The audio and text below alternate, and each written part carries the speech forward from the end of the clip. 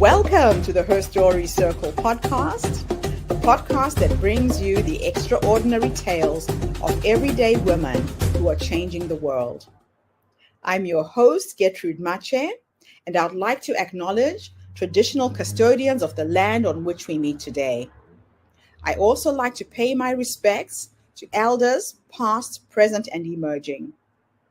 Every week, we dive into the lives, challenges, and triumphs of women from all four corners of the globe.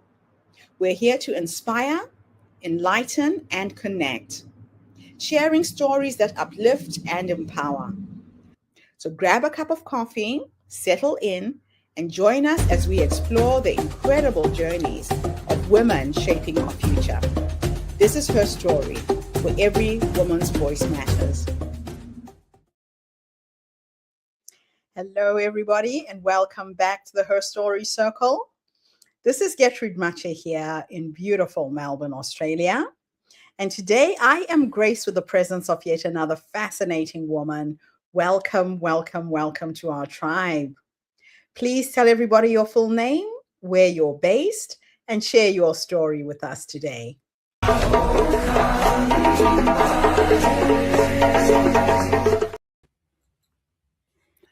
Hello, everybody. I'm Sarah Perugia, and I'm based in Oxford in the UK.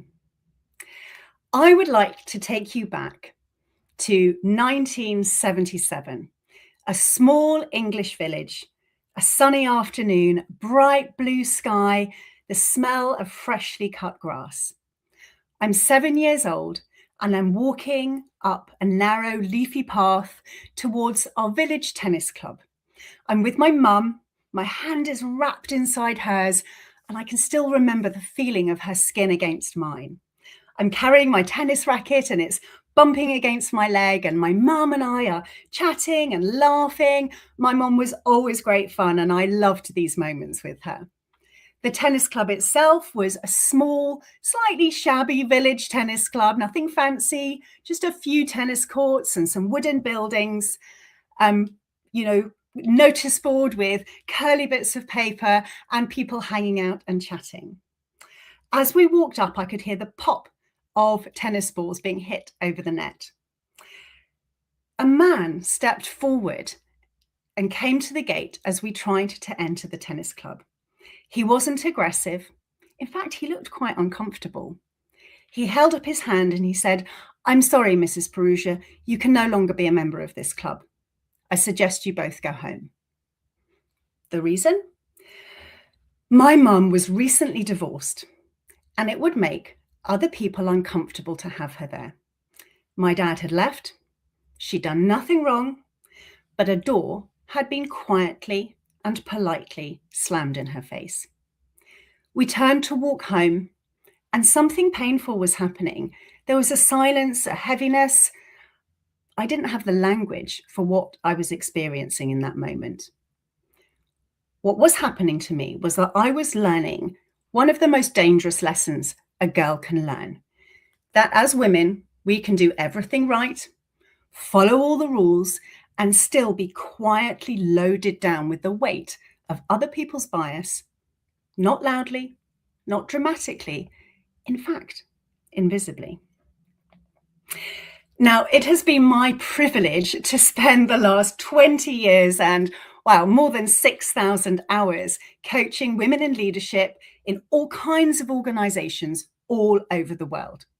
It has been such a wonderful privilege to coach so many extraordinary women who are the shining lights of their industries. Now, I want you to take a moment and do something with me. I want you to imagine a woman you know. A woman who is amazing, busy, successful. Picture her in your mind. Perhaps she's a colleague, a woman who always has the answer, who always offers help, who always responds. Or perhaps she's an amazing friend who seems to manage everything, spin every plate, and hold it all together. Perhaps this woman has a massive career and a busy home life too. I want you to imagine this incredible woman in your mind's eye. Perhaps she's somebody you look at and think, wow, how does she do it? How does she hold it all together? Now, I want you to imagine that that woman is wearing an invisible backpack. From the outside, you see her competence. You see Superwoman. But inside that backpack are rocks, heavy, jagged rocks that she picks up or are handed to her every single day. What are these rocks? So many different things. One might be kindness admin, the emotional labor of keeping her team happy, of checking in on others, holding her community together, making sure her kids, her partner, her family, her friends are all okay. Perhaps one of these rocks is the second shift that starts when her first job ends and the mental gymnastics of managing a household begins. Perhaps she is spending her life looking around corners and never really getting a moment off. Or perhaps it's the resilience tax, the sheer weight of navigating a biased system that just wasn't built for her. Because this backpack is invisible, we don't offer to help. Instead, we do something far more dangerous. We applaud her strength. We celebrate her resilience. We tell her what an amazing job she's doing, keeping it all together and keeping going no matter what. We celebrate her for having it all, when what's really happening is that she's doing it all, carrying it all. We tell her she's inspiring, and then, because she's handling it all so well, what do?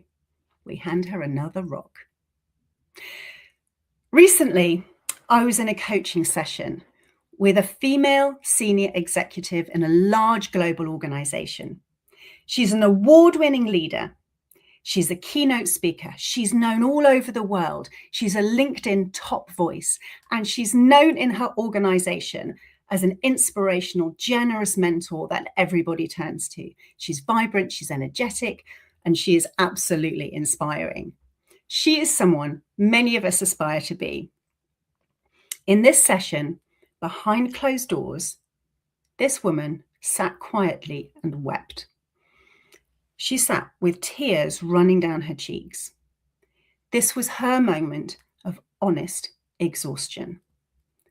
She told me it was psychological exhaustion from being underestimated, spoken over, having to prove her worth over and over, and the sheer weight of all the tiny emotional concerns that she was carrying. This is the Superwoman Zone, a place where success on the outside is fueled by an unsustainable load on the inside. And the heaviest rock of all? The pressure to fix herself. What does the world tell this woman when she feels sidelined? When she questions why the next rung on the ladder doesn't seem to quite fit her? She is told to be more assertive, but not aggressive, to be more direct, but not rude, to get more grit, to improve her resilience, to fit in. She's told to run 5K and put the hours in. This is a systemic burden. This woman does not need fixing. The system is broken. We're asking women to stand taller while we're the ones piling rocks on their back. We've spent decades talking about resilience, but perhaps I would like to suggest that as women, maybe we're too resilient. Perhaps it's this very resilience that's giving the world permission to keep the status quo as it is, to allow the same barriers, the same burdens, the same biases, the same assumptions to keep us all stuck. So let's make a shift. We don't need to look at fixing the women. What we need to do is think about how might we change the rules of the game. Shift. The first letter in shift is S, and I want this to center around the idea of success. When I work with my clients, the first thing I ask them to do is think about defining success for themselves, to step back and think about her own personal, unique, values-driven definition of whole life and leadership success. And if your version of success requires you to be superhuman, then perhaps it's not success. Perhaps it's a trap. We have to move from a culture of how much can I handle to what do I really want my life to look like? The H of shift is heart-led boundaries. Dig deep into who you are and what matters to you, that definition of success, and start saying no. We've been taught that no is conflict, no is failure, no is simply not agreeable enough. We're not pleasing people with our no's, but we are setting boundaries so that we can protect the heart of our purpose.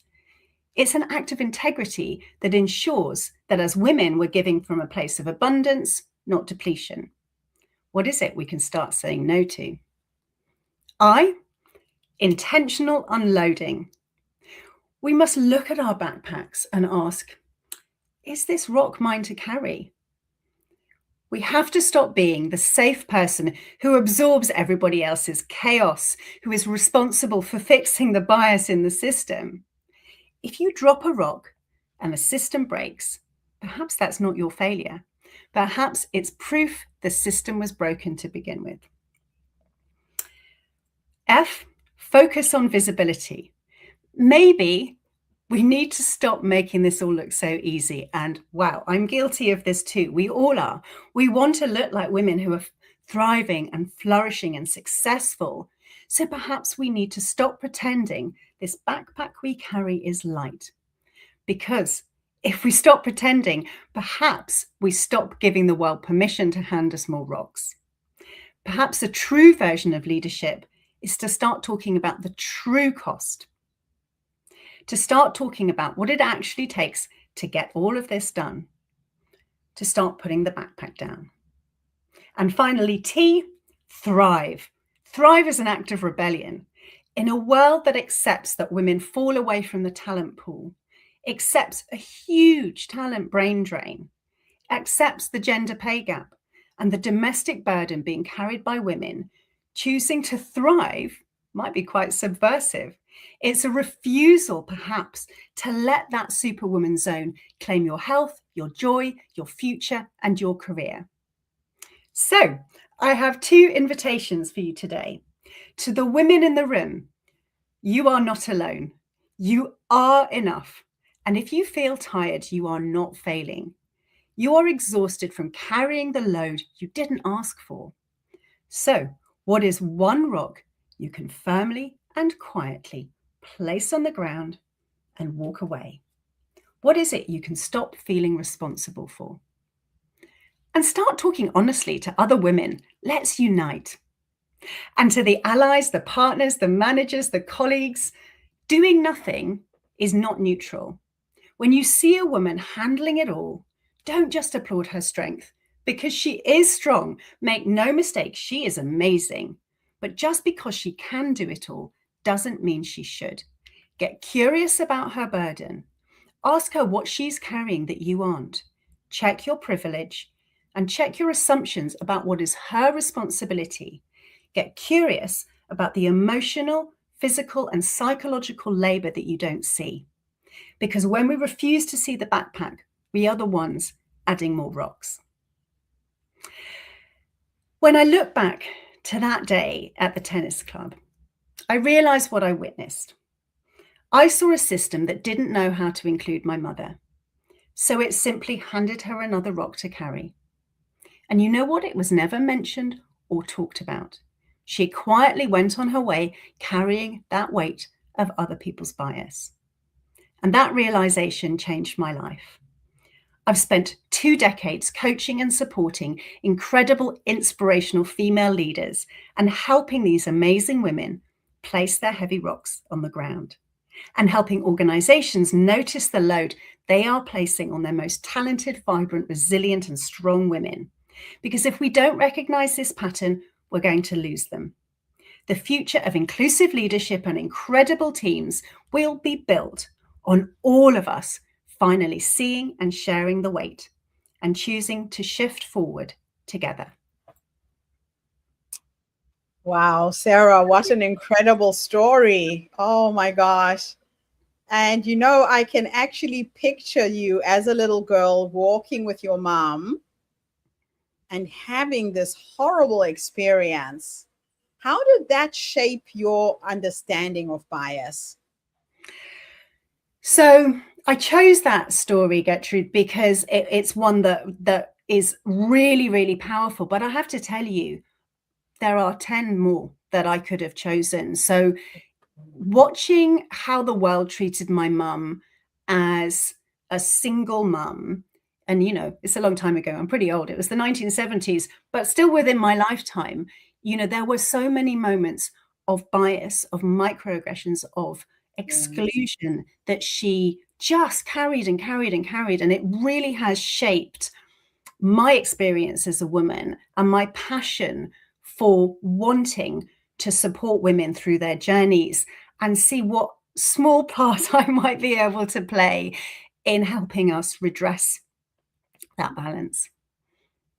And that invisible backpack, gosh, you carry it and you don't even know how many stones you have in that backpack. It's just Yeah. incredible. So, Mm. why do high performing women often internalize systematic problems as personal failure? It's a really brilliant question, Gertrude. And you know, it's one that I was literally talking to a senior woman yesterday in a coaching session, and we were talking about the backpack, and she was talking about the fact that she has a colleague who is biased, who treats her very differently to her male counterparts, who Mm. dismisses her, speaks over her, gets angry if she holds her ground, and her male boss has put the responsibility on her to give this man feedback around his biased behavior. And she Mm. said to me, "Why is this my responsibility? Why am I being asked to fix him?" And actually, we were talking about the fact that in many, many schools, with boys and girls together, a good, well behaved girl will be sat next to a rebellious boy in order to kind of calm him down and take Mm. care of him and keep him on track. And you think, wow, that's giving us that message right from the beginning that somehow everything Yeah. is our responsibility. We need to fix things. We need to help and support, you know, and I think it is. I think the messages are there that this is for us to do, to fix, to carry, to think about, to feel responsible for. And we do it now without even thinking. Yes. So, how does invisible emotional labor show up in leadership roles, do you think?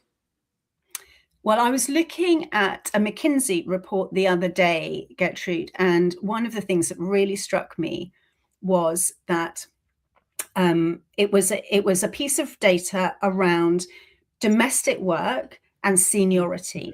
So when men and women are at the beginning of their careers, there's a certain sort of balance between domestic load. And what happens as men go through their careers and get more senior, they do less and less domestic work. And as women go through their careers, they do exactly the same amount of domestic work. So If that, not so more. if not more. So the jobs Yeah. get bigger and bigger and bigger. The load gets bigger and bigger. And she absorbs that. Whereas the man, generally, he sheds that load because the job is big. So he feels that he can have that space. Yeah.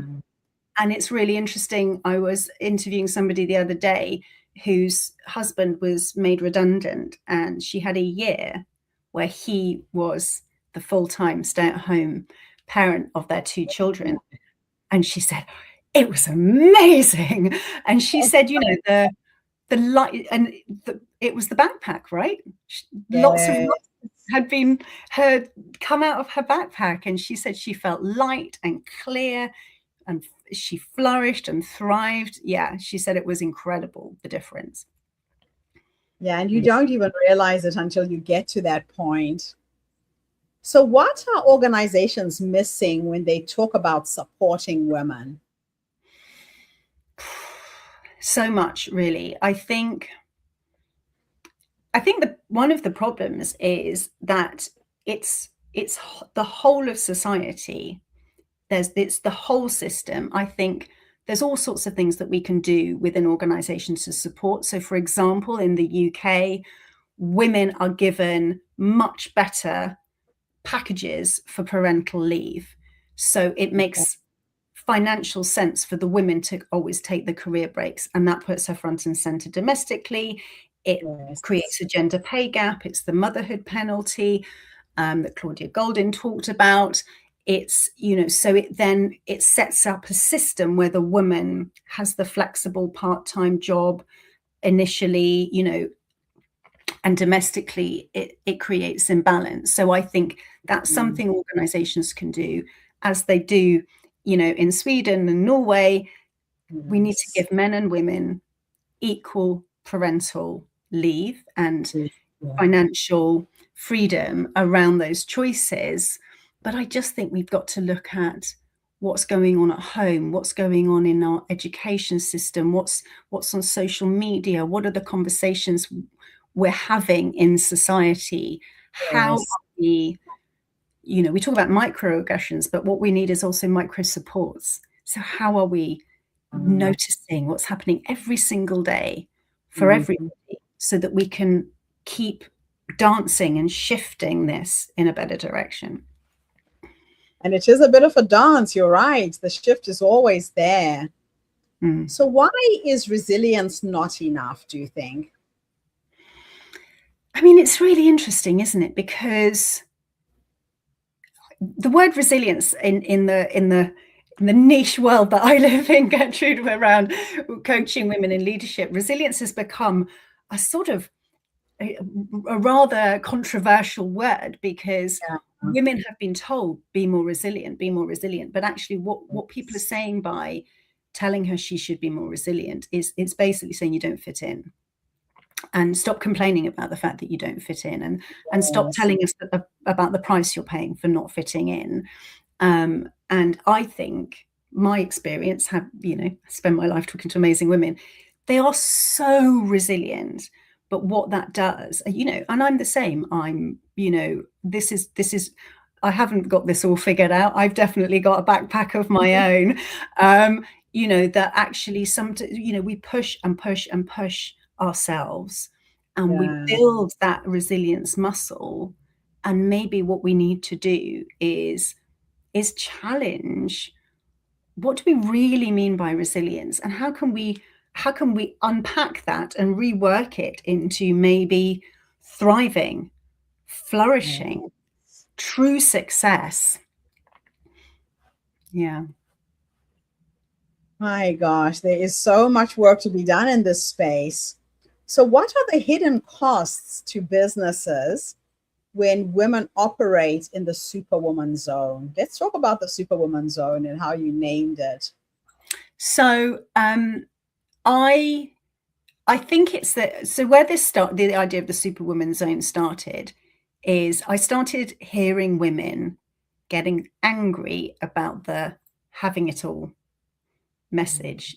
So I am 55, and this was definitely a message that I was given, an empowering message that I was given. You can have it all. And what we bought into, we can have it all. And as I said in my talk, we don't, maybe we do have it all, but actually what we're really doing is just doing it all and carrying it all. And so, we're becoming these super women. And it's what we need to do is look at what's the cost of that. And what I see, and the data really supports this, is that we're just losing so many talented women in the kind of mid-career level, which is a huge passion of mine. I do a lot of work with women in that part of their journeys, because if you look at the data, in so many careers, it's pretty much 50-50 at the beginning. And then at the top, the numbers of women become, in many organizations, so low. So what happens in the middle? And it's just that the whole system is working so poorly for women that we end up losing all of this incredible female talent. And it's so sad. It's sad to see.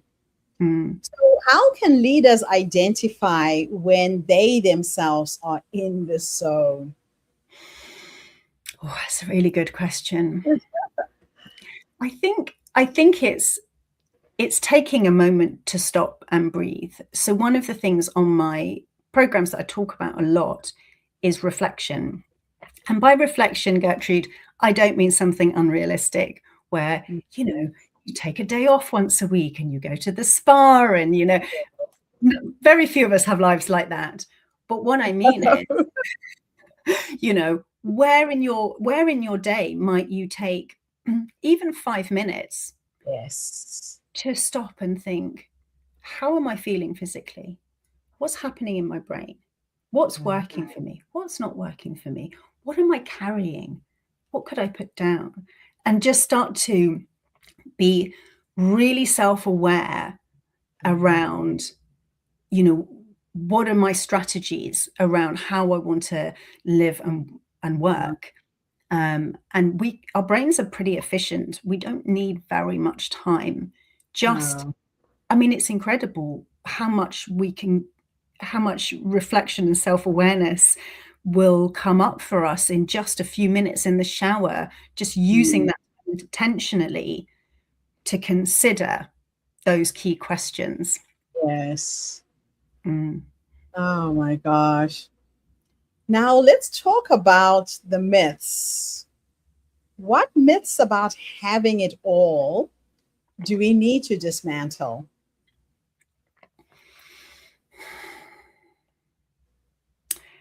I think the expression having it all it's so problematic on so many levels, because it kind of it's I don't know. I mean, gosh, I could go on about this for hours, but I think there's a suggestion that, well, aren't you lucky, you lucky women, that you get to have a career and that you get to have a home life too. And you think, well, men have always had all of it.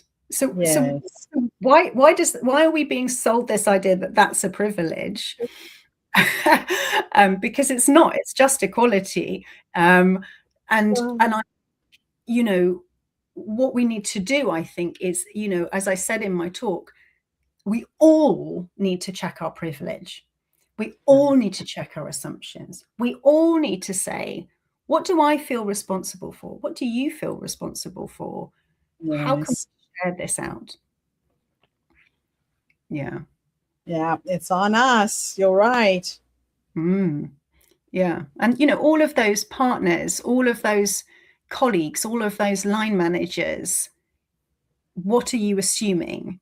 You know, there are so many microaggressions at home and at work come from totally well-meaning assumptions.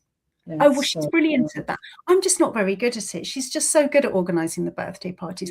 Oh, but she's such a kind person. She'll check in with the team. You know, oh, she's so lovely.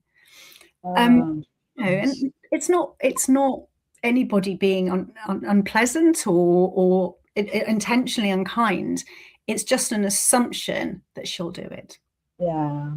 So how can male leaders be allies in redesigning workplace culture? I think it's about, as ever, I think it's about honest and open conversation. Because what we don't want is, you know, sort of a patriarchal rescue. You know, we don't. That's not. Don't worry, I'll do this. You know, we don't want people to come in and just assume they have the answer, because that's not allyship, is it? And we've seen that before. What we need is conversation. So to kind of, and for, you know, for us as women to start really unpacking, what are all the things I feel like I'm responsible for, so that I can actually talk about it. And for allies to say, tell me what you feel responsible for. Let's talk about what I'm assuming. Let's talk about, you know, what are all the take all the rocks out of the rucksack and let's have a look at them together, and, you know, be willing to say, well, I'll pick this one up. I love that. That is so true. Now, what is one boundary every woman in leadership should consider setting? Hmm. Oh, I can think of about 20 already. Uh, Let's start um, with one. let's start with one, Gertrude. Let's start with one. So I think it's about that reflection piece that I talked about. Yeah, So it's there's four questions that I get women to ask themselves. What is it that only I can do? What is it that can be done with help from me, or coaching or yes. mentoring? What is it that anyone can do? And my favorite question of all, what doesn't need doing? And so Wow. what we all need in order to thrive and to be on purpose, we all need moments of reflection. And if we are back to back to back to back to back all day, There's no there's time. there's no time. There's no time to be self-aware. There's no time to self-manage. There's no time to make good decisions. So it's creating even the tiniest spaces, even if there's just one small thing that you can let go of, or that you can put down, or that you can stop doing, or hand on. Okay. You create those moments for yourself, and that enables us to be more on purpose, more strategic, more aware, more awake. Awareness and choice. I love that. My last two questions for you are a bit of a thought experiment. Okay. In the first one, I'm going to teleport you back to the younger you. Hmm. This young woman who went into the world of business and leadership. If you could go back and give yourself three nuggets of wisdom based on what life has taught you up until this point, what would those three nuggets of wisdom be? I think the first one is, don't worry so much about what people think of you. The second is, believe in your mission, your passion, and your values, and let that drive everything that you do. And the third is around motherhood. Actually, I have always run my own business. I've been an ambitious business owner for many, many years, and I spent a lot of time feeling worried and guilty about my kids and whether they were getting enough. And I would give my younger self a massive hug, and I'd like to show them a picture of my now 18 and 22-year-old thriving, young, amazing women. I'd say, they're fine. You're okay, Sarah. Keep going. Oh, I love that. Yeah, no, I've always felt like somebody swallowed my babies. I blinked and they grew up, and I was so busy working most of the time. You do Absolutely. bring up strong, independent people when Yeah. mom's very busy too, right? Yeah. Some pluses to it. Last question is futuristic. I'm going to teleport you to go and meet the 90-year-old you. Mm. She is sitting in her rocking chair. Maybe she's on a dance floor with science and technology, and your energy, you'll probably be on your feet. But if we could teleport into the future to go and meet this wise woman who Mm. has led you up until this point, what will you say to her when you finally meet her? Mm. Well, I really hope she's on a dance floor, Gertrude. And I hope she's, having some fun. I think what I would say to her is thank you. Because I think for me, I have always really believed in the idea of the crone, the older woman, the wise woman. And I've thought a lot about my mum, who is no longer with us, and what she would say. And so I hope that at 90, I'll be kind of boiled down to the essence of that wise woman who is always there at my core, guiding me, pushing me forward, and keeping me true and honest to my values. I love it. I love asking women that question because we do forget that the wise woman is already in us. Mm, That quiet voice that tells you go left, go right, say yes, say no. And when you tune into her essence, the essence of who you're becoming, yeah. life gets a little bit easier when we trust our own intuition. Yeah. So thank you for trusting your wise woman and bringing this to the world. I absolutely love it. Thanks so much, Sarah. Thank you, Gertrude. And thank you to everybody who tuned in today. The Her Story Circle is not just a podcast. We're a social impact movement that brings you the stories and voices of women from all over the world. We share our stories to uplift you, to inspire you, to energize you, but most importantly, to take you from where you are now to where you're trying to go. So if you are a woman experiencing overwhelm, if you've got that backpack, that invisible backpack that you need to put down or take out a few of those stones, tune into that if you feel like you're carrying too much. There's nothing wrong in unpacking what you're carrying at the moment. Or if you know a woman who is, please tag her on this video, share this podcast on your social media platforms, share it with your friends.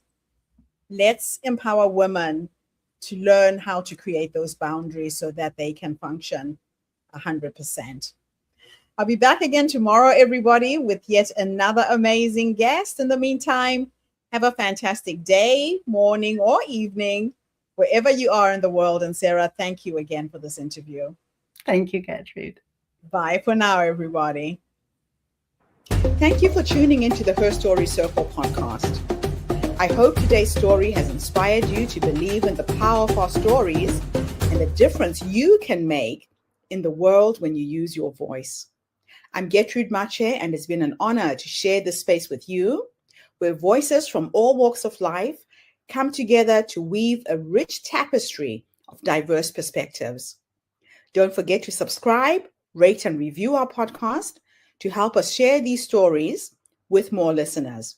Follow us on social media by looking for the Her Story Circle podcast for more updates. And join us tomorrow for another episode filled with courage, resilience, and empowerment. Remember, your story matters, and together we're building a stronger, more inclusive world. Until next time, keep making her story.